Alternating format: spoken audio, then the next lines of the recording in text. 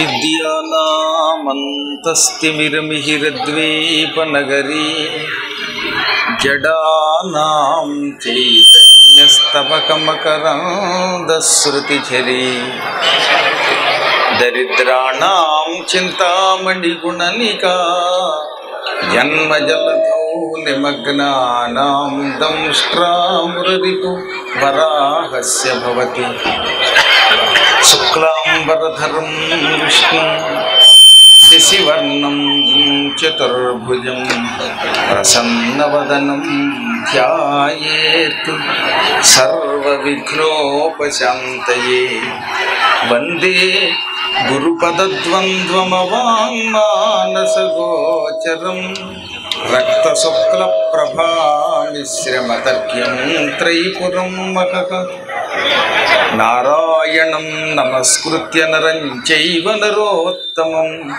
దేవీం సరస్వతీం వ్యాసం తతో జయముదీరయేత్. నమః శివాభ్యాం నవయౌవనాభ్యాం పరస్పరాశ్లిష్టవపుర్ధరాభ్యాం నగేంద్రకన్యా వృషకేతనాభ్యాం నమో నమః శంకర పార్వతీభ్యాం. ఈరోజు నిజంగా ఒక మహాపర్వదినం. ఇన్నిసార్లు నగరంలో ఉన్న సకల దేవాలయాలని దర్శించిన మన పోచంపల్లి ఆలయం గురించి విని ఇక్కడికి రావడం మొదటిసారి. కొద్ది రోజుల క్రితం ఇక్కడ నుంచి రుద్ర పాండుపంతులు గారు ఫోన్ చేసి ఒక 40 సంవత్సరాలు పూర్తి చేసుకుని కుంభాభిషేకం జరుగుతోంది మా మార్కండేయేశ్వర స్వామి వారికి, ఆ సమయంలో ప్రవచనానికి రండి అనగానే వెంటనే ప్రయాణాలు, అన్ని చోట్ల కార్యక్రమాలు ఉన్న కారణం చేత చాలా అలసటగా ఉంటుంది.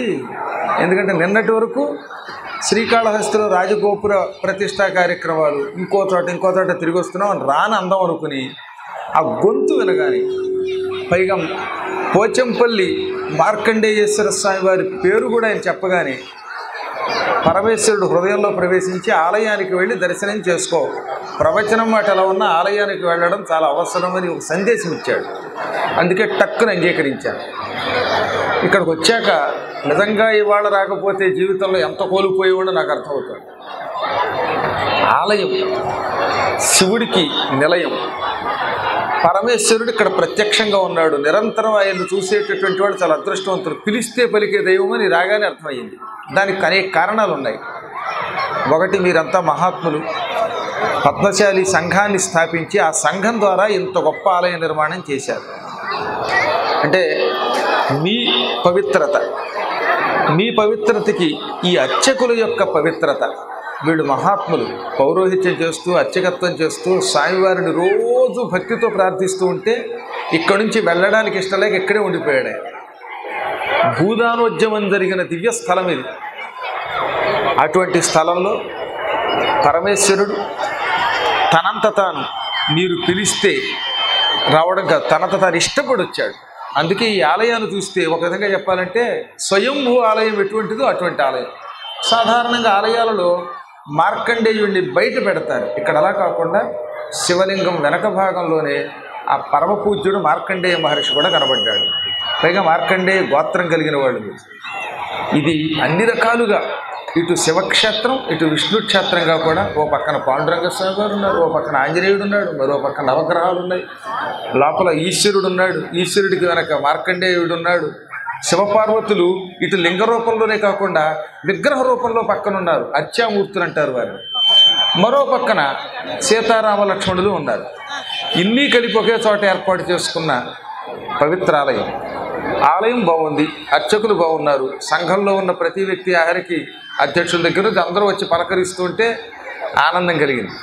ఆఖరికి సర్పంచ్ గారిని కూడా చూస్తే ఓహో ఇంత పవిత్రంగా ఉంటారనిపిస్తుంది. ఓ మనిషి వేషభాషలు చూడగానే మనకి గౌరవం కలగాలి, పూజ్యభావం కలగాలి. అంటే వెరసి ఈ ప్రాంతం, ఈ పంచాయతీ స్థలం నిజంగా పంచాస్యుడైన శివుడి రూపం. శివుడికి పంచాస్యుడు అని పేరు. శివుడికి 5 ముఖాలు ఉన్నాయి. సద్యోజాతము, వామదేవము, అఘోరము, తత్పురుషము, ఈశానం, ఈ 5 శివుడి ముఖాలు. ఈ 5 కలిస్తే పంచాయతనము అనే పేరుతోటి భూలోకంలో ఒక గొప్ప అర్చనా వ్యవస్థ కూడా ఏర్పడింది, ఒక ఉపాసనా వ్యవస్థ. శివుడి పంచముఖాలతో 5 ఆయతనములు ఏర్పాటు చేశాడు ఆయన. ఆదిత్యం, అంబికాం, విష్ణుం, గణనాథంచ మహేశ్వరం. తన 5 ముఖాల్లోంచి సూర్యుడిని, పార్వతీదేవిని, విష్ణువుని, గణేశ్వరుణ్ణి, మహేశ్వరుణ్ణి, ఈ 5 రూపాలని సృష్టించి 5గురిని ఒకే చోట పెట్టి చేసే ఒక పూజ ఉన్నది.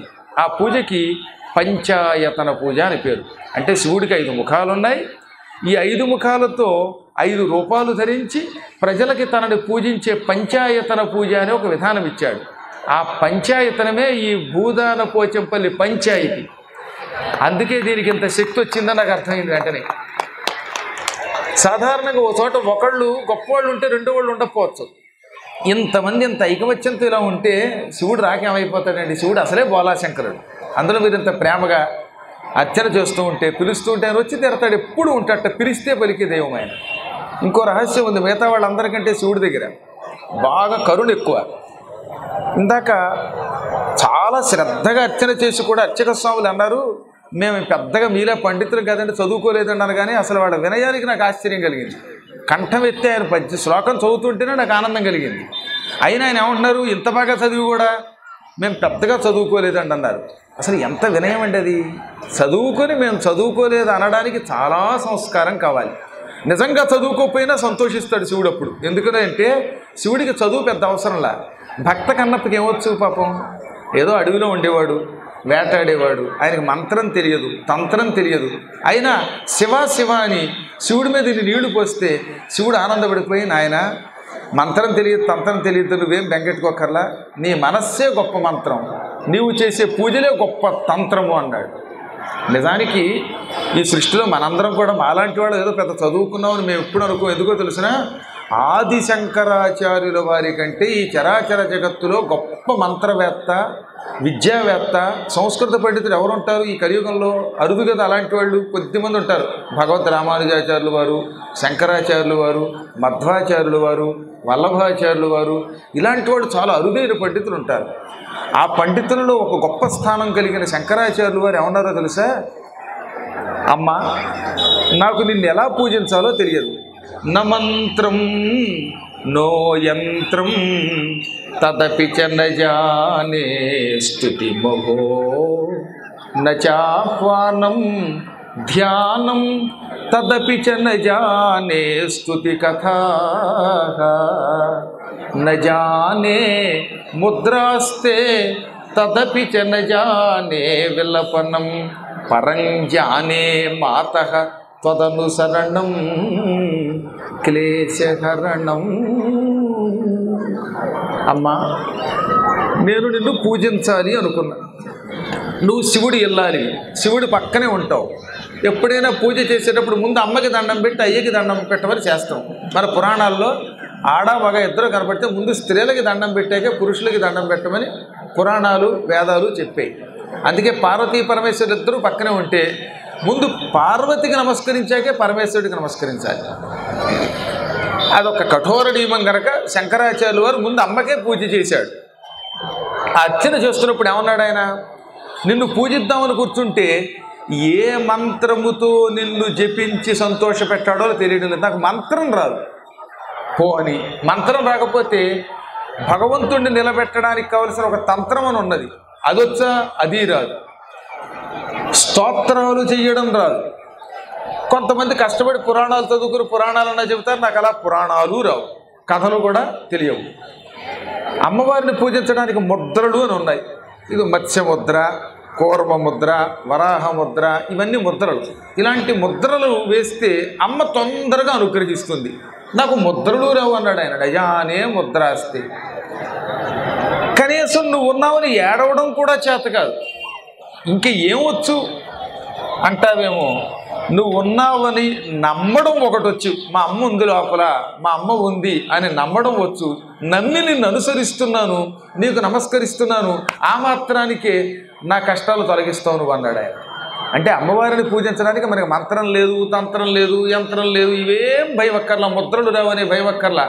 నువ్వు ఉన్నావు భగవంతుడా అని భక్తితో నమ్మి స్మరణ చేస్తే చాలు, ఆ మాత్రానికి సంతోషపడిపోతాడు భగవంతుడు. అందుకే శివుణ్ణి పూర్వులు పెద్దగా మంత్రాలు తెలియవనే బెంగక్కర్లేకుండా ఇన్ని నీళ్లు పోస్తే సంతోషిస్తాడు. నిజానికి అభిషేకం చేయాలంటే శ్రద్ధతో ఒక కొండో బిందో లేక ఇంకోటో తీసుకుని నీళ్లు పోయాలి కదా. అలా పోయలేకపోయినా దూరం నుంచి ఒక ఆయన ఇన్ని చుక్కలు నీళ్లు చల్లేట. ఆయన భక్తితో పోయలేదు, దూరం నుంచే దగ్గరికి వెళ్ళడానికి ఓపిక లేక టక్కన తన కమండలంలో నీళ్లు తీసి ఇలా చల్లాడు. వెంటనే ఆయన ఏమనుకున్నాడు తెలుసా, శివుడు పాపం దూరం నుంచి అక్కడెక్కడి నుంచో ఇన్ని నీళ్లు చల్లాడు, ఇదే నాకు అభిషేకం అనుకుని వెంటనే అతనికి కోరిన కోరికలు తీర్చే కామధేను అనేదాన్ని ఆయన ఇంట్లో కట్టేశాట. కామధేనువుని మన ఇంట్లో ఒక ఆవుని కట్టినట్టుగా కట్టాడు. కామధేనువు యొక్క లక్షణం ఏమిటి? కామధేనువు దగ్గరికి వెళ్ళి, ఓ కామధేనువు నాకు ఇది ఇయ్యంటే వెంటనే ఇచ్చేస్తుంది అనగా ఇన్ని నీళ్లు చల్లిన వాడికి కామధేనువు వలె కోరిన కోరికలు తీరుస్తాడు ఆయన. ఇంకొక ఆయన ఉన్నాడు, ఆయనకి దగ్గరికి వెళ్ళి పత్రి వేయడానికి ఓపిక లేక ఇన్ని ఆకులు తీసి దూరం నుంచి అలా విసిరేశాడు. నిజానికి భక్తితో మనం ఏం చేయాలి, దగ్గరికి వెళ్ళి అలా శివుడి యొక్క లింగం మీద పువ్వులు పెట్టాలి, పత్రి పెట్టాలి, ఆకులు పెట్టాలి.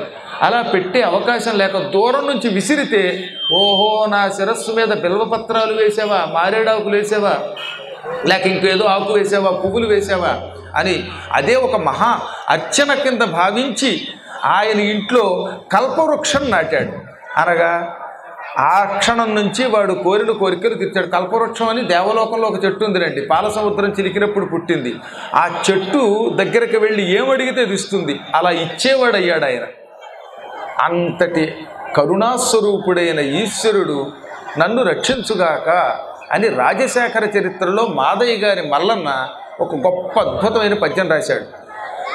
నీలకంఠుని శిరస్సుపై నీళ్లు జల్లి, నీలకంఠుని శిరస్సుపై నీళ్లు జల్లి, పత్తిరిసుమంత ఎవ్వాడు పారవైచు, కామధేనువు వానింటి గాడి పసరము, అల్ల సురశాఖి వానింటి మొల్ల చెట్టు అని చాలా అద్భుతమైన పద్యం రాశాడు.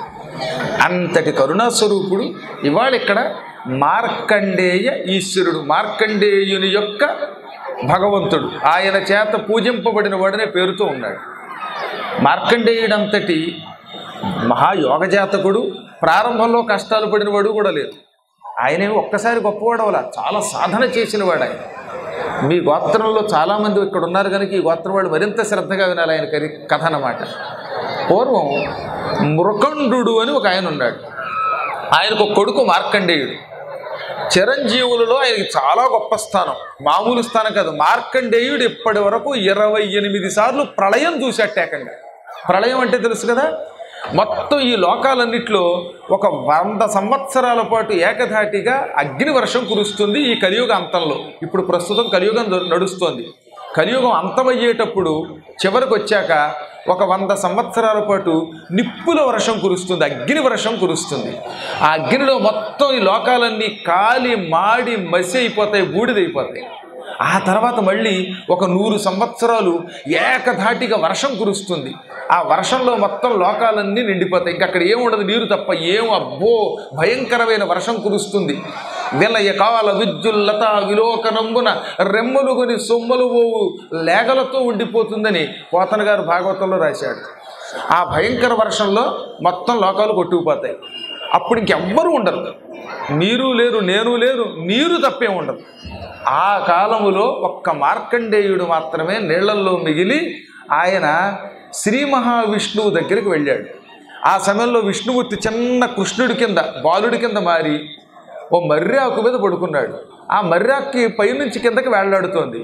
సాధారణంగా పైనుంచి కిందకి ఏదైనా వేళ్లాడాలంటే ఇలా స్తంభాలు ఉండాలి. ఆ స్తంభాల నుంచి తాడు ఉంటే, ఒక ఉయ్యాలు ఉందనుకుందాం, ఉయ్యాల్లో ఊగాలంటే ఉయ్యాలకి ఏముండాలి, గొలుసులు ఉండాలా లేక తాడు ఉండాలా? ఈ తాడు పైన ఏదైనా స్తంభానికి వేళ్లాడాలా? కానీ ఏ ఆధారం లేకుండా సన్నని దారములకి చుట్టబడి కిందకి వేళ్లాడుతున్న ఒక చిన్న మర్రాకు మీద శ్రీకృష్ణుడు ఉంటాడు. ఆయన చేత్తో కాలులా పట్టుకుని ఆ కాలు బొట్టనవేలు నోట్లో పెట్టుకుని అని నాపుకుంటున్నట్ట. అటువంటి కృష్ణుడు చూశాడు. ఆ కృష్ణుడి హృదయం లోపల గడిపాడు, నోట్లోకి లోకాలు చూశాడు. అంతటి మార్కండేయుడి చేత ఒక గొప్ప సృష్టి జరిగింది. అది ఇప్పుడు మీకు చెప్పిన తర్వాత అసలు మార్కండేయుడు గొప్పతనం చెబుతాను.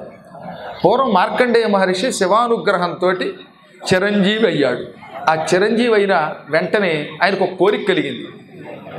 ఈశ్వరుణ్ణి నేను భక్తితో పూజించాను, కానీ ఆయనకి బట్టలు లేవు, దిగంబరుడు. పాపం శివుడు దిగంబరుడు. దిగంబరుడు అంటే తెలుసు కదా, దిక్కు అంబరహ దిగంబరహ.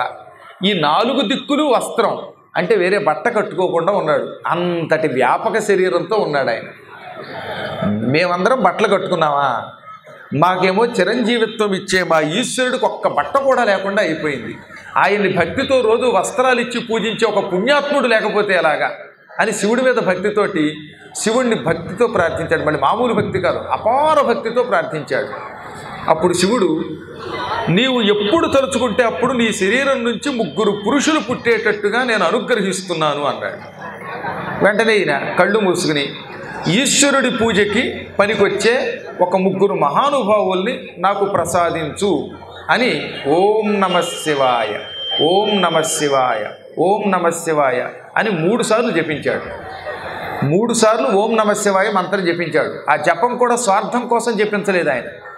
ఈశ్వర పూజకి పనికొచ్చే పరమ శివభక్తులు నాకు పుత్రులుగా కావాలి, అది కూడా నా శరీరం నుంచి పుట్టకూడదు. సహజంగా లోకంలో అందరూ ఎలా పుడతారు? స్త్రీ పురుష సంయోగం వల్ల పుడతారు. అలా కాకుండా తమయంత తాము పుట్టాలి అని ప్రార్థించాడు. వెంటనే ఆయన ఎదురుగుండా 3 మహానుభావులు ప్రత్యక్షమయ్యారు. ఆ 3 మహానుభావుల్లో ప్రధాన పురుషుడి పేరు పద్మశాలి. అంటే మార్కండేయుడు శివుణ్ణి తపస్సు చేసి మెప్పిస్తే శివుడు ఒక వరపుత్రుణ్ణి అయోనిజుణ్ణి ఇచ్చాడు. అమ్మవారు సీతాదేవి ఎలా అయితే భూగర్భం నుంచి వచ్చి అయోనిజ అయ్యిందో, వేదవతి పద్మావతిగా పుట్టింది ఆవిడ అయోనిజ. అలాగే అయోనిజుడైన ఒక మహాపురుషుడు పుట్టుకొచ్చాడు, ఆయనకి పద్మశాలి అని పేరు. ఎర్రగా తామర పువ్వు వంటి ఆకారంతో, చెవులకు కుండలాలతో, మంచి అద్భుతమైన సౌందర్యంతో, నల్లని ఒత్తేను జుట్టుతో పుట్టుకొచ్చాడు. ఆయన పుట్టుకొచ్చి, తండ్రి మార్కండేయ, నా కర్తవ్యం ఏమిటి అంటే ఈశ్వరుణ్ణి పూజించాలి, అది నీ వల్లే అవుతుంది. పాప ఈశ్వరుడు బట్టలు లేక బాధపడుతున్నాడు. ఈ శివుడు నిజంగా బట్టలు కావాలా? కానీ ఈయనకి ఎంత భక్తి అండి! మన శివుడు మనల్ని అనుగ్రహిస్తున్నవాడు, లోకాలకు అధిపతి. ఆయనకు నువ్వు ఒక వస్త్రం సమర్పించనగానే ఆయన అప్పటికప్పుడు తన అపూర్వ శక్తితో ఒక మగ్గం తయారు చేసి, చక్కని అందమైన వస్త్రం తయారు చేసి ఈ వస్త్రాన్ని ఆయనకి సమర్పించాడు. అప్పటి నుంచి శివుడు ఏమన్నాడో తెలుసా? ఈ భూలోకంలో నా శివాలయములు ఉన్నంతకాలము మీ పద్మశాలి వంశం అపార కీర్తి పొందుగాక. మీ వంశస్థులు లేకపోతే ఈ సృష్టిలో ఉన్న ఏ వ్యక్తికి కట్టుకునే వస్త్రం కూడా లేకుండా అయిపోగాక, మీరంత గొప్పవాళ్ళు అని ఎంతో పవిత్రతతో ఆయన ఆశీర్వదించాడు. ఆ మార్కండేయుడి యొక్క వరపుత్రుడు అయోనిజుడైన పద్మశాలి యొక్క వంశమే మీరంతా. అంటే మీ వంశం ఎంత గొప్పదో ఆలోచించండి. ఏదో అక్కడి నుంచి పుట్ల ఒక మహాయోగి యొక్క తపస్సుకి మెచ్చుకుని ఈశ్వరుడు సృష్టించిన ఒక మహాపురుషుడి యొక్క వంశం ఇది. ఆ వంశం వాళ్ళు అప్పటి నుంచి తమ గోత్రంగా మార్కండేయుడి యొక్క అనుగ్రహంతో మేము వచ్చాం గనక ఆయనే మాకు మూల పురుషుడిని భావించి ఆ 3 పురుషుల్లో ఒకడైన పద్మశాలి యొక్క వంశం వాళ్ళు మార్కండేయుడిని గోత్రాధిదేవతగా పెట్టుకున్నారు. అందుకే రోజుకు ఒకసారైనా సరే రాత్రి పడుకునేటప్పుడు మార్కండేయ గోత్రాన్ని, మార్కండేయ ఋషిని, ఆయన నుంచి పుట్టినటువంటి పద్మశాలిని, ఈ 3 తలుచుకుంటే అపమృత్యు భయం నాస్తి. అపమృత్యువులు ఉండవు, దుర్మరణాలు ఉండవట. అసలు రాత్రి పడుకునేటప్పుడు పూర్వం తలుచుకునే వాళ్ళం మేమందరం. ఇప్పుడు కాలక్రమేణా ఏమైపోతుందంటే ఇంత గొప్ప వంశాల యొక్క కథ చెప్పేవాళ్ళు తగ్గుతున్నారు, తెలియకుండా పోతోంది. మీరు కూడా ఈ రోజు నుంచి గుర్తుపెట్టుకోండి, రోజు పడుకునే ముందు మార్కండేయుడిని, ఆ గోత్రం నుంచి పుట్టిన పద్మశాలి వంశాన్ని, ఈశ్వరుని మార్కండేయేశ్వరుణ్ణి, ఈ 3 ఒక్కసారి తలుచుకోండి. హాయిగా పడుకోండి, నిద్ర సుఖంగా పడుతుంది. తెల్లవారే లేచేలోపు దుర్మరణములు రావు అన్నారు, అపమృత్యువులు రావు. కొంతమంది హఠాత్తుగా గుండెకి తెచ్చిపోతూ ఉంటారు నిద్రలో, కొంతమంది హఠాత్తుగా ఏదో ఇబ్బంది వస్తుంది. ఆ ఇబ్బందులు ఏ ప్రజలకి రావు. అంత మహాపురుషుడు. ఆ పద్మశాలి అనే పేరు కలిగినటువంటి ఆ మార్కండేయుని యొక్క ప్రథమ పుత్రుడు అయోనిజుడు 1000 సంవత్సరములు కాశీలో మహాతపస్సు చేశాడు. ఆ 1000 ఏళ్ళు తపస్సు చేసి ఈశ్వరుని ప్రత్యక్షం చేసుకున్నాడు. ఈశ్వరుడు ప్రత్యక్షమై నీ పేరు మీదుగా ఒక లింగస్థాపన చెయ్యన్నాడు. ఆయన మార్కండేయుడి పేరు మీదుగా ఒక లింగాన్ని స్థాపించారు. ఇప్పటికి కూడా మార్కండేయేశ్వర లింగం అనే పేరుతో అక్కడ ఒక లింగం ఉన్నది. ఆ లింగాన్ని పూజించగానే మీ వంశం ఎప్పుడూ కూడా శరీరం విడిచిపెట్టిన తర్వాత ఇంకా ఏ లోకానికి వెళ్ళదు, మీ వంశం వాళ్ళు ఒక్కసారైనా జీవితంలో శివశివ అంటే వాళ్ళ కైలాసమే ఇస్తానని శివుడు వరం ఇచ్చాడు. అంటే రోజు కూడా అనక్కర్లేదట, పొద్దునుంచి సాయంకాలం దాకా ఓం నమ శివాయ అంటే మంచిది. ఎలాగో ఒక్కొక్కసారి అనలేమనుకోండి, జీవితములో ఒక్కసారైనా మార్కండేయేశ్వర గోత్రం వాళ్ళు ఒక్కసారి నమశివాయ అనే మంత్రాన్ని ఉచ్చరిస్తే అటువంటి వాళ్ళు ఎప్పుడైనా వార్ధక్యంలో శరీరం విడిచిపెట్టాక నరకం చూడరు, వారికి నా కైలాసాన్ని శాశ్వతంగా ప్రసాదిస్తానన్నాడు ఆయన. కాబట్టి మనంతా ఏం చేయాలన్నమాట, వీలున్నప్పుడల్లా జపించాలి, కనీసం జీవితంలో ఒక్కసారైనా జపించాలి. ఈ కథను అందరికీ వ్యాప్తి చేసి మార్కండేయ గోత్రం వారు అందరి చేత కూడా నిరంతరం నమశివాయ మంత్రం చేయించండి. వాళ్ళ విధంగా మీరు శ్రద్ధగా చూస్తారు, శివశివ అంటున్నారు. దీనివల్ల శరీరం విడిచిపెట్టాక అతి భయంకరమైన నరకానికి వెళ్ళం. ఇది ప్రామాణికంగా స్థల పురాణంలో మనకి కాశీ దగ్గర ఉన్నటువంటి మార్కండేయేశ్వరమ్మ యొక్క ఆలయం దగ్గర స్థల పురాణంలో చెప్పారు. ఇప్పటికి కూడా కాశీకి ఒక ఇంచుమించుగా 20-25 కిలోమీటర్ల దూరంలో మార్కండేయుడు స్వయముగా ప్రతిష్ఠించిన ఒక స్వయంభూ లింగం ఉన్నది. అక్కడే మార్కండేయుడు తపస్సు చేసి యమధర్మరాజు గారి భయం నుంచి బయటపడి చిరంజీవి అయ్యాడు. ఆ మార్కండేయుడి పేరు మీదుగా ప్రతిష్ఠితమైన లింగం మార్కండేయేశ్వర లింగం అక్కడ ఉన్నది. అక్కడ స్థల పురాణంలో చెప్పారు. ఈ కథ అంతా కూడా చాలా కాలం క్రితం నేను వెళ్ళినప్పుడు అక్కడ సన్యాసి ఉండేవాడు. ఇంత పెద్ద గడ్డంతో ఉన్న, బవిరి గడ్డంతో ఉన్న ఒక సాధు పురుషుడు. నేను ఓ 25 ఏళ్ల క్రితం 30 ఏళ్ల క్రితం కాశీ అంతా తిరుగుతూ మార్కండేయ గోత్రం వాళ్ళ గురించిన కథల వివరాలు సేకరిద్దామనే ఉద్దేశంతో, ఎందుకంటే కొందరు శిష్యులు నన్ను అడిగారు, ఏలూరు మొదలైనటువంటి ప్రాంతాల్లో ఉన్న కొంతమంది శిష్యులు మా గోత్ర మూల పురుషుడి కథ చెప్పండి అని అడిగితే అప్పుడు వాళ్ళ కోసం వెళ్ళి ప్రత్యేకంగా అక్కడ కొద్ది రోజులు ఉండిపోయాను. ఒక రోజున అక్కడ మార్కండేయ స్వామి యొక్క ఆలయానికి వెళ్ళాను. అది గంగానదీ తీరంలో ఉన్నది. ఈసారి కాశీ వెళ్ళినప్పుడు అడిగితే చెప్తారు మార్కండేయ స్వామి యొక్క ఆలయం ఎక్కడ ఉంది అంటే చెబుతారు. ఆ గుళ్ళో తెల్లని బవిరిగడ్డం పొడుగ్గా పెంచుకుని తెల్ల జుట్టు పెంచుకుని ఒక వృద్ధుడు కనపడ్డాడు. సాధువు, కాషాయ వస్త్రాలు ధరించాడు, చాలా కాంతితో ఉన్నాడు. ఎందుకో నాకు ఆయన చూడగానే గౌరవం కలిగి సాష్టాంగ నమస్కారం చేసి ఆ పక్కనే కూర్చున్నాను. నేనేం అడగకుండానే మార్కండేయుడు పద్మశాలి వంశం, ఈ కథ తెలుసుకోవాలని వచ్చావు కదా అన్నాడు ఆయన. నేను ఆయనకు చెప్పానా, ఆయన సంస్కృతం హిందీ తప్ప తెలుగు మాట్లాడటం పోని, తెలుగువాడైతే పోనీ ఎవడో నా గురించి ఇన్ఫర్మేషన్ ఇచ్చాడు అనుకోవడానికి. అప్పుడు ఆయన ఇక్కడ ఈ స్థలానికి ఇంత విశేషం ఉన్నది, ఈ వంశస్థులు ఇంత గొప్పవాళ్ళు అని ఇందాక నేను చెప్పిన కథ అంతా ఆయన వివరించాడు. నేను ఆశ్చర్యపోయి ఇంత గొప్ప కథ చెప్పిన మీరు ఎవరండి అని ఒక నమస్కారం చేసేసరికి ఆయన కనబడకుండా మాయమైపోయాడు బయట.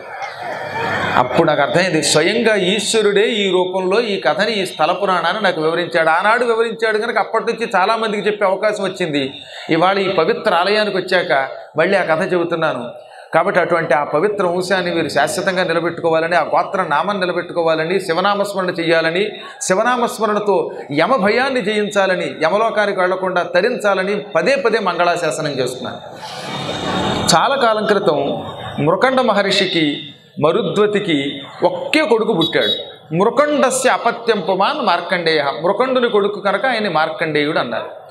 ఈ మార్కండేయుడికి జాతక చక్రాన్ని రాసి తండ్రి వీడు ఎంతకాలం బతుకుతాడు అని చూశాట.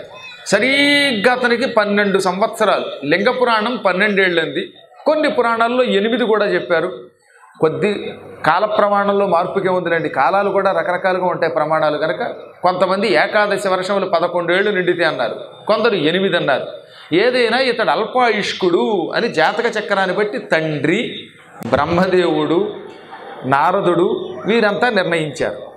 అప్పుడు తండ్రికి తల్లికి ఎంత బాధ కలిగిందో. పిల్లాడు చూస్తే బంగారం లాంటి కుర్రాడు, అద్భుతమైన సౌందర్యం ఉన్నది, చాతుర్యం ఉంది, కాంతి ఉంది, ఇటువంటి కారణ జన్ముడు ఇంత అల్పాయుష్కుడా అని తండ్రి బాధపడ్డాడు. తండ్రి కంటే తల్లికి సహజంగా ప్రేమ ఎక్కువ ఉంటుంది కదా, మా అబ్బాయి 8 ఏళ్ళకే చచ్చిపోతాడా అని చాలా బాధపడింది ఆవిడ. ఒక రోజున 8వ సంవత్సరం పుట్టినరోజు వస్తుంది. అంటే ఈ ఏడాది నిండితే ఆయన శరీరం విడిచిపెడతాడు ఒక పురాణం ప్రకారం. సరే, ఒక దాంట్లో అయితే 11 ఏళ్ళు నిండుతున్నాయి, 12 వస్తుంది, 12 దాటితే వాడు చచ్చిపోతాడు. ఆ సమయంలో మృకండ మహర్షి పిల్లవాడికి పుట్టినరోజు పండుగ ఏర్పాటు చేశాడు. ఆ పండుగకి ఎక్కడ లేని మహర్షులు వచ్చారు. ఒకళ్ళిద్దరు కాదు. మార్కండేయుడి యొక్క పుట్టు పండుగకి, పుట్టినరోజు పండుగకి కౌండిన్యాత్రి మరీచి దక్ష కపిల అగస్త్య దాక్షపాదాంగిర శాండిల్య క్రతు కణ్వకుత్స భృగు విశ్వామిత్ర మైత్రేయ మార్కండేయాసురి వామదేవ కపి దుర్వాసో బక వ్యాఘ్రపాన్ మాండవ్యాది మహామునుల్ తనిరి ప్రేమల్ మేర తత్సేవకున్ అని మనకి పెంగళి వారు రాసిన పద్యం గుర్తొస్తున్నవాడు ఒకసారిగా. కౌండిన్యుడు, అత్రి, మరీచి, దక్షుడు, అగస్త్యుడు, కపిలుడు, అంగిరుడు, శాండిల్యుడు, క్రతువు, కణుడు, కుత్సుడు, భృగువు, మైత్రేయుడు, ఇటువంటి వాళ్ళు మహాయోగులు, ఒకరిని మించిన తపస్సు చేసిన వారొకరు. ఇంతమంది హేమ హేమీలైన ఋషులంతా మార్కండేయుడి యొక్క జన్మదినోత్సవానికి వచ్చారు. ఇంతమందిని చూడగానే మృకండునికి ఆనందం కలిగి కుర్రాన్ని ఒక్కొక్కళ్ళ దగ్గరికి తీసుకెళ్ళి, ఇదిగో ఆ పెద్దలకి మొక్కు, నమస్కరించన్నాడు. అందరికీ మొక్కాడు ఆయన. అందరూ ఎవరికి వాళ్ళు చిరంజీవి భవ, చిరజీవి భవ అని దీవించడం మొదలెట్టారు. అందరూ దీవించాక ఆఖరణ భృగు మహర్షి చిరజీవి భవ అన్నాడు. భృగు ఏదన్నా అంటే ఆ మాట అస్సలు పొల్లిపోదండోయ్. భృగు మహర్షి విష్ణుమూర్తి వక్షస్థలం మీద ఉన్న శ్రీవత్సం అనే పుట్టువత్స నుంచి పుట్టాడు ఏకంగా. అందుకే ఆయన శ్రీవత్స గోత్రానికి ఆద్యుడు ఆయన. అటువంటి భృగు మహర్షి చిరజీవి భవ అనగానే ఒక్కసారి పక్కనున్న నారదుడు పకపక నవ్వాడు. ఏమి నారద, మేమందరం ఈ బాలుడిని చూచి, అతని బుద్ధిని చూచి, అతని వినయాన్ని చూచి చిరజీవి భవాని దీవిస్తే నువ్వెందుకు పకపక నవ్వుతున్నావంటే, నవ్వకేం చేయను, బ్రహ్మదేవుడు ఆయన నుదుట ఈ ఏడాదితో చచ్చిపోతాడని రాశాడు.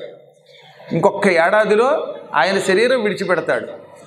మీరంతా చిరజీవి భవ అన్నారు. అంటే కనీసం 1000 ఏళ్ళు బతకాలి. ఆ రోజుల్లో నియమం చిరజీవి అంటే 1000 ఏళ్ళకి తక్కువ కాకుండా బతికితేనే చిరజీవి అంటారు. ఇప్పుడు కలియుగంలో ఆయు ప్రమాణం లేదనుకోండి, ఎవడంతకాలం బతుకుతాడో తెలియదు. కుర్చీలో పురాణం చెబుతూనే లేచిపోవచ్చు కర్మగాలికి. కానీ ఆ రోజులలో తప్పక వాళ్ళు పూర్ణాయువులై ఉండేవారు. అందుకని మీ ఆయువు చిరజీవి భవాన్ని దీవిస్తున్న ఆయు ప్రమాణాన్ని పెంచుతున్నటువంటి ఆశీర్వచనం విని నేను నవ్వానన్నాడు ఆయన. అప్పుడు వాళ్ళందరూ దివ్య దృష్టితో చూసి, నిజమేనయ్యో, ఈ ఏడాది నిండితే ఈ కుర్రవాడికి ప్రాణం పోతుంది, మేమందరం దీవించామే, మా మహర్షుల యొక్క తపస్సు వ్యర్థం కాకూడదు కదా, మేమందరం వాడిని చిరంజీవి అవ్వాలన్నాం, అతడు చచ్చిపోతే ఎలాగా అని ఇప్పుడు ఏం చేయాలని తలపట్టు కూర్చున్నారట. పూర్వం మహర్షులు తొందరపడి దీవించరు, దీవించారా అయిపోతుంది. ఇప్పుడు ఎలాగా, మేము దీవించాం కనుక ఇతనికి ఆయువు పెరగాలి, కానీ బ్రహ్మరాత తప్పించలేము. బ్రహ్మాండ పురాణంలో ఒక శ్లోకం ఉంది, లలాట లిఖిత రేఖ పరిమార్ష్టం నశక్యతే. నుదుట రాయబడిన రాతని మార్చడం ఎవరి వల్ల కాదు. నుదుట ఒక గీత రాశాడంటే బ్రహ్మదేవుడు దాన్ని ఎవరు మార్చలేము. బ్రహ్మగారు ఏమని రాశాడు ఈ పూట, నాయన పద్మాకరు భూదాన్ పోచంపల్లికెళ్ళు, పరమేశ్వరుని మార్కండేయేశ్వరుని చూడు, ఆ మార్కండేయ గోత్రదులు చూడు, అక్కడ ఉన్నటువంటి వాళ్ళు అందరినీ చూడు, పురాణం చెప్పని రాశాడు. అందుకే నేను ఇక్కడికి దర్శనానికి రాగలిగాను, మిమ్మల్ని చూడగలిగాను. మీరు మీ ముందుట రాశారన్నమాట ఈ పూట నా పురాణం వినమని, అందుకే మీరు కూర్చోగలిగారు. కాబట్టి బ్రహ్మ రాసిన రాతని ఎవరం తప్పించలేము. అమ్మో, బ్రహ్మదేవుడు ఒకసారి రాశాడా, ఇక దాన్ని తప్పించడం ఎవడి వల్ల కాదని శాస్త్రం. అందుకే ఈ శ్లోకానికి అర్థం ఏమిటి, లలాట లిఖిత రేఖ, నుదుట ఒక గీత రాస్తాడు ఆయన, ఆ గీతలో మొత్తం జీవితం అంతా రాసేస్తాడట. అందుకే బ్రహ్మగారికి షార్ట్ హ్యాండ్ రైటర్ అని పేరు. ఈ కాస్త నుదురులో 3 గీతలు గీస్తాడు. ఒక గీత బాల్యం, రెండోది యవ్వనం, మూడోది వార్ధక్యం, ఆఖరిది చావు. ఆ చావు అనేది చివరిని వార్ధక్యంలో రాసేస్తాడనమాట. ఈ 3 గీతల్లో ఇక్కడి నుంచి ఇక్కడి వరకు ఏం జరుగుతుంది, ఆ తర్వాత 30 ఏళ్ల నుంచి 60 ఏళ్ల వరకు ఏం జరుగుతుంది, ఆఖరిని వార్ధక్యంలో మరణం ఎలా ఉంటుంది. కానీ కొంతమందికి అసలు వార్ధక్యం వాడి దేవుడు ఎరుగు, 25 ఏళ్ళకి వెళ్ళిపోవచ్చుగా, వాళ్ళకి ఒక్క గీతే ఉంటుంది. అందుకే ఎవరైనా నీకు 3 గీతలు ఉన్నాయా, 1 గీత ఉన్నాయా అని అడిగేవారు పూర్వం. ఇలా నుదురు ఒక్కసారి ముడిగండి ఇలా అనగానే కొంతమందికి 3 రేఖలు కనపడతావునా, 3 రేఖలు కనపడ్డాయంటే 3 రాతలు రాశాడు బ్రహ్మ. 3 కనపడటం లేదంటే 1 గీతే గీశాడని అర్థం. అంటే వాడు బతుకంతా ఒకే రకంగా సాఫీగానో లేకపోతే కర్మతోటో వెడుతుంది. కొంతమందికి మార్పులు వస్తాయి జీవితంలో, కొందరికి ఇక మార్పు ఉండదు, ఒకటే గీత కదా, ఎప్పుడు అంతే, ఎలా వెళ్ళడమే. కాబట్టి ఇలాంటి గీత రాసిన బ్రహ్మగీతని ఎవరూ మార్చలేదు. దీనికి ఒక ఉదాహరణగా చెప్పాలి మీరు. చాలా కాలం క్రితం కాశీ దగ్గర ఓ బాగా చదువుకున్న జ్యోతిష్కుడైన పండితుడు ఉండేవాడు. చాలా గొప్ప జ్యోతిష్కుడు ఆయన. జ్యోతిష్శాస్త్రం చాలా గొప్పది, దాన్ని సరిగ్గా చెప్పేవాడు చెప్తే ఎప్పుడు దానికి ఫలితం ఉంటుంది, సరిగ్గా చెప్పకపోతే ఫలితం ఉండదు అంతే. అలాంటి ఒక జ్యోతిష్కుడు రోజు ఇంటి దగ్గర నుంచి బయలుదేరి కాశీలో గంగానదిలో స్నానం చేసి ఆ తర్వాత దారిలో విశ్వేశ్వరుడికి అభిషేకం చేసుకుని ఇంటికి వచ్చేవాడు ఆయన. ఇది ఆయన దిన ప్రక్రియ. ఒకసారి ఈయన కాశీలో గంగలో స్నానం చేయడానికి వెళ్ళాడు. అప్పుడు ఈ రేవులు లేవు, ఈ మెట్లు లేవు, అప్పుడంతా ఇసుకే ఉండేది కేవలం. ఆ ఇసుకలో ఆయన గంగలోకి దిగబోతూ ఉండగా ఈయన కాలికి ఏదో గుచ్చుకుంది.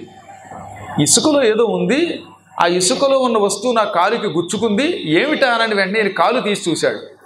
ఆ ఇసుకలో ఒక పుర్రె కనపడింది, ఎండిపోయిన మనిషి యొక్క కపాలం. ఈ తల ఉంది కదా, కాలిపోతే శ్మశానంలో అప్పుడు ఈ కపాలం ఓ పుర్రె కింద మారిపోతుంది సరిగ్గా కాలకపోతే. లేదా భూమిలో పాతి పెట్టబడిన వాడి యొక్క బుర్ర కూడా అప్పుడప్పుడు ఇసుకల్లోంచి బయటకు వస్తుంది. అలాంటి ఒక మానవ కపాలం కనపడింది. కాలికి కపాలం తగిలింది, హాయిగా స్నానం చేసి పవిత్రంగా పెడదామంటే అని అసహ్యించుకుని పారేయబోయి టక్కన అయినా నుదుటి రాతలు చదవగలడు కదా, అందుకని ఆ పుర్రెని ఎడం చేత్తో ఎత్తి వీడి జాతకం ఎలా ఉంటుందో చూద్దామని చూశాట. చచ్చిపోయిన వాడి జాతకం కూడా చూద్దాం అనిపించింది ఆయన. అప్పుడు ఆయన చూశాడు, దాని మీద బ్రహ్మ ఏం రాశాడు ఆ కపాలం మీద, ఈ జాతకం కలిగిన వాడు దాదాపు 80 ఏళ్లకు పైన బతుకుతాడు, వీడి జీవితం అంతా దరిద్రపు బ్రతికే, ఎప్పుడు ముష్టతూ బతుకుతాడు, వీడికి పెళ్ళి ఉండదు, సుఖం ఉండదు, అలా నానాయాత్రలు పడి నలిగి నలిగి నలిగి చచ్చిపోతాడు. చచ్చిపోయిన తర్వాత వీడిని ఎవరు పాతి పెట్టకపోతే వీడి శరీరం తనంత తానే భూమిలో కప్పడిపోతుంది. చచ్చిపోయిన 1000 సంవత్సరాల తర్వాత మళ్ళీ వీడి పుర్రె అవమానానికి గురవుతుంది. ఆడదాని చేతిలో చెప్పు దెబ్బలు తింటుంది, స్త్రీ వల్ల అవమానం, ఆ తర్వాత స్వర్గానికి పోతుందని ఉందిట. ఈ జ్యోతిష్కుడికి మతిపోయింది. బ్రహ్మకి ఏమన్నా వెర్రా లేక ఏమన్నానా అని బ్రహ్మదేవుడికే ఎసరెట్టాడు ఈయన. బ్రహ్మగారికి వెర్రేమిటి, బ్రహ్మ మహానుభావుడు, ఆయన ఏం రాస్తే అది అవుతుంది. కానీ ఈయనకి ఎందుకు అనుమానం వచ్చింది, ఎవడన్నా బతికున్నప్పుడు అవమానాలు పాలవుతాడు, వాడికి పెళ్ళి ఉండదు లేకపోతే ఇంకోటి ఉండదని రాశాడంటే అర్థం ఉంది. చచ్చిపోయిన 1000 ఏళ్ల తర్వాత పుర్రెకి అవమానం ఏంటండి, అందులో ఆడవాళ్ళ ద్వారా అవమానం ఏమిటి, ఆ తర్వాత అవమానం అయిపోయాక స్వర్గానికి వెళ్ళడం ఏమిటి, ఏమిటో బ్రహ్మగారి రాత. ఈ మధ్యన 50 ఏళ్ళు దాటి ఆయనకు కూడా కొంచెం ఏమన్నా తేడా వచ్చిందేమో అనుకుని ఆ పుర్రె పారేయబోయి ఎందుకైనా మంచిది బ్రహ్మరాత ఎలా ఉందో పరీక్షిద్దామని ఈ కపాలాన్ని పారేయకుండా ఈ పుర్రెని ఆ పక్కనే ఉన్న ఒక మర్రి తొర్రలో పెట్టాడు. మర్రి చెట్టు ఉంది అక్కడ, ఆ మర్రి చెట్టుకు ఒక తొర్ర ఉంది, ఆ తొర్రలో ఈ బుర్ర పెట్టాడు. ఇంకెక్కడి నుంచి రోజు ఏం చేసేవట, పొద్దుటే స్నానానికి వెళ్ళే ముందు ఓ మర్రి చెట్ట, మర్రిలో తొర్ర, తొర్రలో పుర్రె, ఎలా ఉన్నావు అనే పుర్రెని చూసుకుని అబ్బే ఇది ఇలాగే ఉంది అని మళ్ళీ స్నానం చేసి పుర్రెని ముట్టుకున్నాడుగా, అందుకని హాయిగా స్నానం చేసి జపం చేసుకుని మళ్ళీ వెళ్ళిపోయేవాడు. ఇలా ఒక 5-6 నెలలు గడిచింది. బ్రహ్మగారు రాసిన రాత నిజం అవుతుందా అవదా అనుకుంటూనే ఉండేవాడు ఆయన. ఒక 5-6 నెలలు గడిచాక ఈయనకు ఒక స్నేహితుడు ఉన్నాడు దగ్గరలో ఉన్న ఒక పల్లెటూరులో. ఆ స్నేహితుడు కూతురు పెళ్ళి. ఆ పెళ్ళికి వచ్చి ఓ 10 రోజులు ఉండి మమ్మల్ని దీవించి వెళ్ళు అన్నాడు ఆ స్నేహితుడు. అందుకని నేనేం చేశాడు, భార్యకి చెప్పి నేను 10 రోజుల పాటు మా స్నేహితుడి యొక్క కూతురు పెళ్లి కడుతున్నాను, ఈ 10 రోజులు ఇంట్లో పూజలు నువ్వే చెయ్యి అని ఇంట్లో ఉండే పూజా పురస్కారాల బాధ్యత అంతా భార్యకి అప్పగించి ఈయన పొరుగురు వెళ్ళిపోయాడు. ఆ పెళ్లి హడావుల్లో పడిపోయి 10 రోజులు అన్నవాడు ఎక్క 15 రోజులు ఉండిపోయాడు. పూర్వం చక్క పల్లెటూళ్ళలో 5-6 రోజుల ముందు వచ్చేవారు, పెళ్ళాక 10 రోజుల తర్వాత వెళ్ళేవారు. ఇప్పుడేముంది, పెళ్లి పొద్దున సాయంకాలానికి అసలు ఏమి ఉండదు, అక్కడ మండపమే ఉండదు, టెంపరీ మండపాలు వేసుకుంటున్నాం కదా. పెళ్ళికి 1 గంట ముందు అవన్నీ రెడీ అయిపోతాయి అనమాట. టెంట్, ఆ టెంట్ అయిన తర్వాత అందులోకి వెళ్ళి వంట చేస్తారు, ఇంత భోజనం చేస్తాం. ఈ పెళ్ళంతా వెళ్ళాక ఆ టెంట్ బదులుగా ఒక పెంట మిగులుతుంది, ఇంకేం ఉండదు, ఎంగిరాకులు తప్ప. అంత నిమిషాల్లో అయిపోతున్నాయి. కానీ పూర్వం చక్క 10 మంది వచ్చి పోయేవారు. ఈయన కూడా అలాగే 15 రోజులు ఉన్నాడు. అయిపోయాక ఇంటికి వచ్చాడు. పొద్దుటే లేచి గంగానది స్నానానికి బయలుదేరుతూ ఆ మర్రి చెట్టు దగ్గరికి వచ్చేసరికి ఓహో మై డియర్ ఫ్రెండ్ ఇందులో ఉన్నాడు కదా అనుకుని ఆ మర్రి త్వరలో చెయ్యేట పుర్రి కోసం వెతికాడు. ఎక్కడ పుర్రి కనపడలా. ఎంత వెతికినా లోపలికి బుర్ర పెట్టి చూసినా అందులో పుర్రి కనపడకపోతే ఈయనకి మతిపోయింది. ఇలా బుర్ర కొక్కుని నా స్నేహితుని యొక్క పుర్రి ఇందులో ఉండాలి, వీడు కనపడ్డా ఏమైపోయింది అనుకుని మనశ్శాంతి లేక అలాగే ఏదో స్నానం కానిచ్చాడు, జపం కానిచ్చాడు, శివదర్శనం కానిచ్చాడు. ఎందుకంటే ఈయనకి జపం మీద దృష్టి వెళ్ళడంలా నా పుర్రె ఏమైంది, నా పుర్రె ఏమైంది, బ్రహ్మరాత ఏమైంది అనుకుంటూ ఉండడం వల్ల సరిగ్గా జపం చేయలేకపోయాడు. అలాగే జపం పూర్తి చేశాడు. మొత్తం మీద వాళ్ళ ఆవిడేమో విస్తరాకు వేసి అన్నం వడ్డించింది. ఈయన అన్నానికి కూర్చున్నాడే కానీ భోజనం చేయలేకపోతున్నట్ట. అలా మెతుకులు కలుపుతున్నాడు, ఏదో ఆపోసన పెట్టాడు, అన్నం కలుపుతున్నాడు, పప్పు కలుపుతున్నాడు, అన్యమనస్కంగా ఉన్నాడు. అనాశాసిత దుఃఖితే మనసి సర్వమసహ్యం అని ఒక సామెత ఉంది. అంటే మనస్సు నిలకడ లేకపోతే, మనశ్శాంతి లేకపోతే అటువంటి వాడికి అన్నీ అసహ్యంగానే ఉంటాయి. మన మనస్సు బాగుంటేనే ఏదైనా మాట్లాడగలం, మనస్సు బాగుంటే పూజ చేయగలం, మనస్సుకి ప్రశాంతంగా ఉంటే, నమ్మకం ఉంటే అప్పుడు తినగలం, నిద్రపోగలం. ఈ మనస్సు అశాంతంగా ఉన్నప్పుడు మీరు ఇంక ఏం తినలేరు, పూజ చేయలేరు, నిద్రపోలేరు. అలా అయిపోయింది దీని పరిస్థితి. ఈయన అన్నం మెతుకులు కెలుకుతూ తినకుండా ఉంటే వాళ్ళ ఆవిడ దగ్గరకు వచ్చి కన్నీళ్లు పెట్టుకుని ఏడుస్తూ, మీరు ఎందుకు అన్నం తినటం లేదో నాకు తెలుసులేండి అంది. వెంటనే నేను టక్కని చూసి, నేను ఎందుకు అన్నం తినడం లేదో నీకేం తెలుసు అన్నాడు. నాకు తెలుసు అంది. ఏమిటో చెప్పే, ఎందుకు ఏడుస్తున్నామంటే, నాకు అన్నీ తెలుసండి, మీరు నాకు తెలియకుండా రహస్యంగా ఎవరినో పెళ్లి చేసుకున్నారట కదా, దాంతో ఎక్కడో కాపురం పెట్టారట కదా అంది. ఈయనకి బుర్ర పగిలిపోయినట్టయింది. ఈ వయస్సులో నేనేమిటి, మళ్ళీ రెండో పెళ్లి చేసుకోవడం ఏమిటి, ఆ పెళ్లి చేసుకుంటే ఆవిడ పోవడం ఏమిటి, నిజం చెప్పే ఏమిటి అంటే, ఏం లేదండి, ఈ చుట్టుపక్కల జనం అంతా చెప్పారు, మీరు ఎవరినో నాకు అన్యాయం చేయడానికి రెండో దాన్ని పెళ్లి చేసుకున్నారట, అది అన్యాయంగా చచ్చిపోయిందిట, అర్ధాంతరంగా చచ్చిపోతే దాన్ని తగలబెట్టి దాని మీద భ్రాంతి తీరక దాన్ని పుర్రి పట్టుకొచ్చి మర్రి త్వరలో పెట్టి రోజు స్నానానికి వెళ్ళేటప్పుడు చూసుకుంటున్నారట. నా సవతి పుర్రిని మీరు చూసుకుంటున్నారులేండి, నాకు తెలుసులండి, మీకు ఇన్నేళ్ళు వచ్చాయి, ఇదేం బుద్ధి అండి మీకు, మొదనష్ట బుద్ధి, నాకు ఎలా ద్రోహం చేశారండి అంది.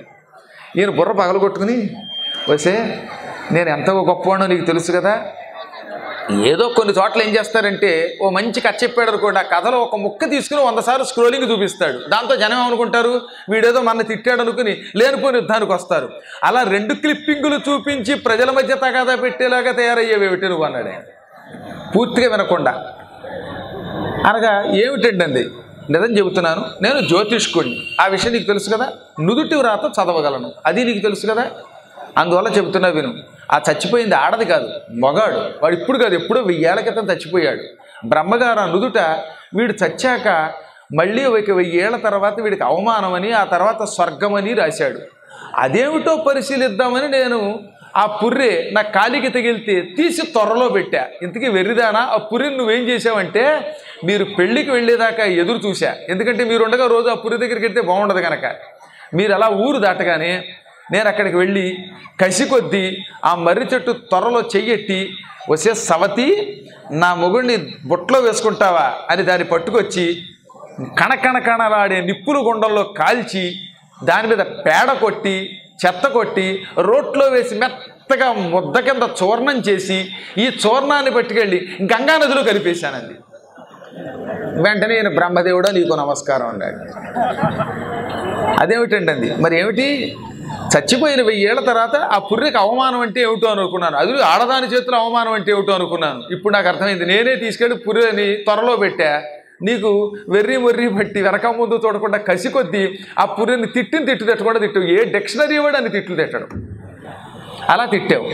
కసి కొద్దీ దాన్ని చితక్కొట్టావు, పేడ కొట్టావు, నిప్పుల కొండలో కాల్చావు. మరి ఇదంతా అవమానమేగా. 1000 ఏళ్ల తర్వాత పుర్రెకు కూడా అవమానం వచ్చింది. ఆ తర్వాత ఏం చేసావు, ఆ చూర్ణముని గంగానదిలో కలిపావు. మన శరీరంలో ఎముకలు కానీ చితాభస్మం కానీ ఇవేమైనా గంగానదిలో కలిసిపోతే వాడు వెంటనే నరకం నుంచి విముక్తి పొంది స్వర్గానికి పోతాడు.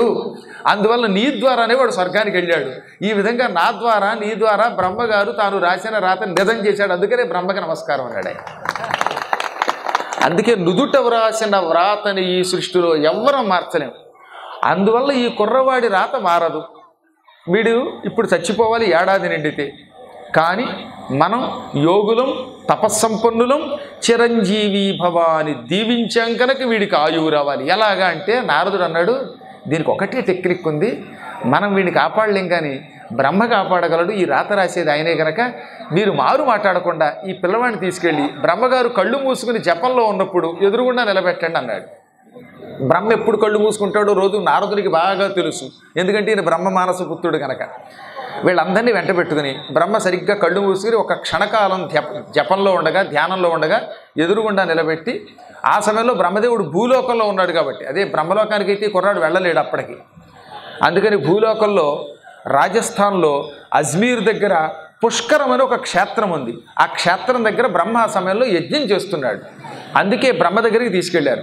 బ్రహ్మ కళ్ళు విప్పి ఎదురుగుండా ఉన్న కుర్రవాడు దండం పెట్టగానే ముచ్చట పడిపోయి కల్పాంత చిరజీవి భవ అన్నాడు. పైగా ఇంకా మామూలు చిరజీవి కాదు, కల్పాంతం. కల్పం అంటే చాలా పెద్దది, ఇంకా ఇవంటే 4 యుగాలు.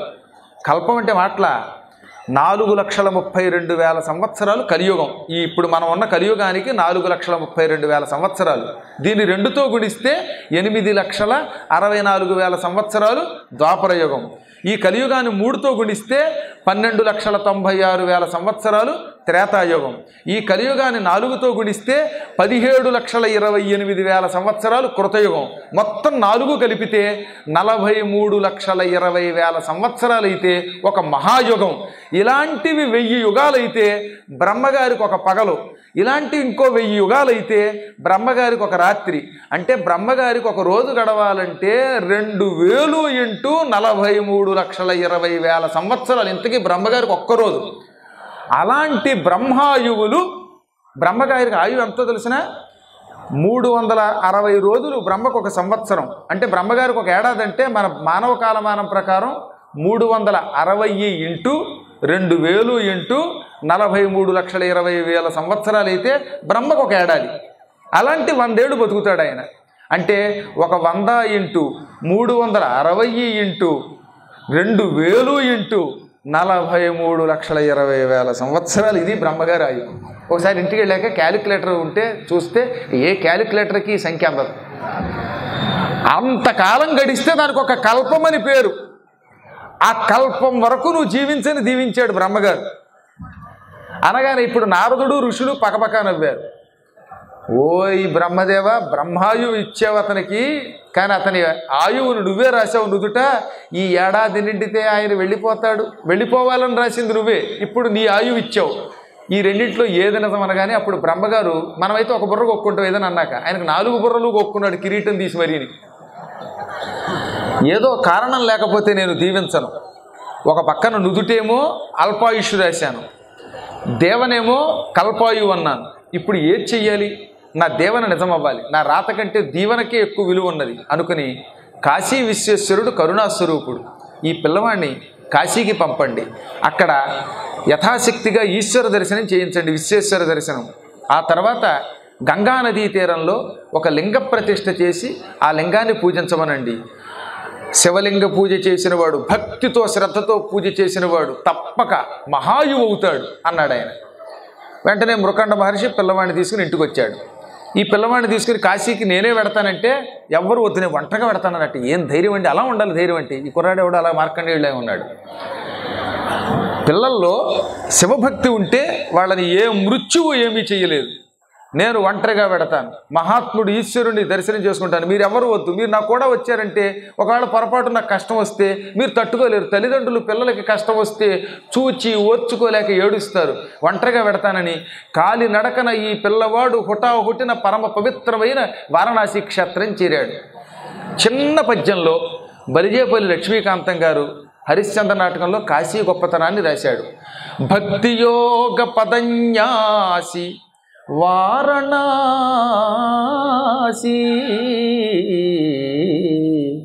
భవదురిత శాత్రవఖరాసి వారణాసి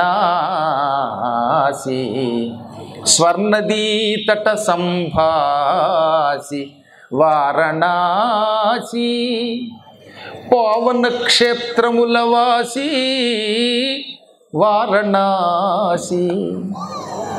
భక్తి ఒక యోగం. ఈ భక్తి తన కాలు పెట్టిన స్థలం వారణాసి. అంటే వారణాసిలో భక్తి ఎప్పుడూ నిరంతరం వర్ధిల్లుతుంది. ఇంకా మనం పుట్టాక ఒకటారండి ఎన్ని పాపాలు చేస్తున్నాం? భవదురితములు అన్నారు. అంటే పుట్టుకతో చేసిన, పుట్టాక చేసే మహాపాపాలు. ఈ జన్మెత్తాక మానవుడు అన్నాక ఏదో ఒక దోషం చేయకుండా ఉండలేడు. అయితే మీలాంటి పుణ్యాత్ములు కొద్ది దోషాలు చేస్తారు, శివనామస్మరణ చేసి మోక్షం పొందుతారు. కొంతమందికి ఏముంది, వాడు దుర్మార్గుడు, వీడు పాపాత్ముడు, ఒకడి మీద ఒకడు పట్టడం. పూర్తిగా వెండం ఉండదన్నమాట. ఈ రోజుల్లో పూర్తిగా వినే సహనం పోయి ఎంతసేపు ఇతరులను ఎలా పడగొడదామా అనుకుంటారు. ఒక పౌరాణికుణ్ణి తిడితే కొన్ని వేల లక్షల సంవత్సరాలు నరకానికి ఎడతారు. మీకు కావాలంటే చూసుకోండి, పురాణజ్ఞుడు ఎంత గొప్పవాడో అతి పవిత్రమైన నారద పురాణంలో చెప్పారు, మార్కండేయ పురాణంలో చెప్పారు, భాగవతంలో అయితే పౌరాణికోత్తమ బ్రతుకుము పెక్కేండ్లు అని సూత మహర్షిని సౌనకాది మహర్షులు ప్రత్యేకంగా ప్రార్థించారు, దీవించారు. పౌరాణికుడి యొక్క విలువ ఎంత గొప్పదో భాగవతం కూడా చెబుతోంది. సూత మహర్షి పురాణం చెబుతూ ఉంటే పొరపాటున ఆయన లేవలేదని బలరాముడు ఆయన్ని చంపి బ్రహ్మహత్యా పాపం మూటగట్టుకుని ఆ పాప ప్రాయశ్చిత్తానికి ఆయన కొడుకుని బతికించి ఎన్నో తీర్థయాత్రలు చేశాడు. కాబట్టి అనుక్షణము పెద్దలను తిట్టడం లాంటి మహాపాపాలు ఎంతోమంది చేస్తారు. ఈ పాపములు అనేటటువంటి శత్రువులను నరికి అవతల పారేసే కత్తి వారణాసి. అనగా మనం చేసే పాపములు మనకి శత్రువులు. ఈ శత్రువులు చావాలంటే కత్తి కావాలి. ఆ కత్తి మామూలు కత్తి కాదు, అదే వారణాసి. వారణాసిలో స్నానం చెయ్యి, లేక వారణాసిలో అడుగుపెట్టు, నీ పాపములన్నీ నశిస్తాయనడానికి ఇంత మాట చెప్పాడు ఆయన. ఆకాశ గంగా తీరంలో పక్కన గంగానది ప్రవహిస్తూ ఉంటుంది. గంగానది తీరంలో వెలసిన దివ్యక్షేత్రం వారణాసి. ఇంకా పవిత్ర క్షేత్రములలో ఎంత గొప్ప క్షేత్రం మరొకటి లేదు. అటువంటి దివ్యక్షేత్రం వారణాసి. ఆ క్షేత్రానికి వెళ్ళిన వాడు తప్పక ముందు కాశీలో మణికర్ణిక ఘట్టంలో స్నానం చెయ్యాలి. గంగానది స్నానం చేయకుండా దేవతార్చన చేయకూడదు గనక మార్కండేయుడు చిన్నవాడైనా అతనికి జ్ఞానం ఉన్నది గనక, భగవంతుడిచ్చిన వరం ఉన్నది గనక ఆయన వెళ్ళి గంగానదీ తీరంలో ఉన్న మణికర్ణిక ఘట్టంలో స్నానం చేశాడు. ఆ తర్వాత ఎప్పుడు కాశీ వెళ్ళిన వాడు ముందు డుంఠి విఘ్నేశ్వరుని పూజించాలి. గణపతి పూజ చేయకుండా ఏ పూజ